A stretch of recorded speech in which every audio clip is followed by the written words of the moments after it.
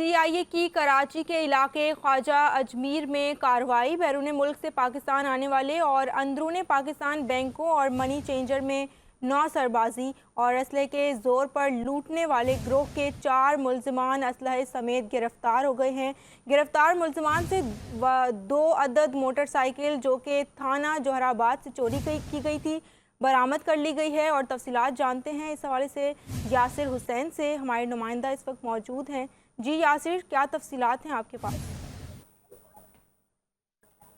बिल्कुल, special investigation unit ने आज ख्वाजा अजमीर नकली के इलाके में कार्रवाई करते हुए बैरून मुल्क और अंदरूनी पाकिस्तान बैंकों से नौसरबाजी के इल्जाम में 4 मुल्जिमान को गिरफ्तार किया। मुल्जिमान की शनाख्त अकबर, उमर, जहादेव और रहीम के नाम से की गई है। मुल्जिमान के पहले भी मुकदमात में गिरफ्तार होकर जेल जा चुके हैं और इनके मुकदमात जमानत हासिल करके अदालतों से मसरूर थे। मुल्जिमान के खिलाफ हुकूमत सिंध असला एक्ट के तहत अलग अलग मुकदमात दर्ज कर लिए गए हैं। जी जी यासिर हुसैन, आप हमें आगाह कर रहे थे, आपका शुक्रिया।